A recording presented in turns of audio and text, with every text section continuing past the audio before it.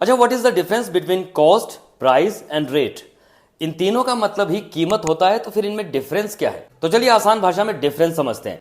सबसे पहले बात करते हैं कॉस्ट की। कॉस्ट मतलब किसी चीज को बनाने में या तैयार करने में जितना खर्च हुआ उसे हम कहेंगे कॉस्ट। फॉर एग्जाम्पल, इस शर्ट को बनाने में 300 रुपए की cost I. The cost of making this shirt is ₹300। ये हो गया कॉस्ट, यानी कि किसी चीज को बनाने में या तैयार करने में जितना खर्च आया उसे हम कहेंगे कॉस्ट।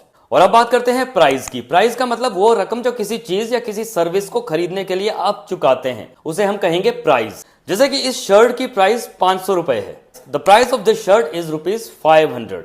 मतलब आप किसी दुकान में वो शर्ट खरीद रहे हैं, वो शर्ट आपको 500 रुपए में दी जा रही है, तो वो होगी उसकी प्राइस। और वहीं पर उस शर्ट को बनाने में जो खर्चा हुआ था उसे कहा गया था कॉस्ट। और अब बात करते हैं रेट की। रेट का मतलब है किसी चीज की प्रति यूनिट दाम। यानी कि मान लीजिए किसी प्रोडक्ट के 20 यूनिट बने हैं, तो पर यूनिट जो खर्चा आया उसे हम कहेंगे रेट।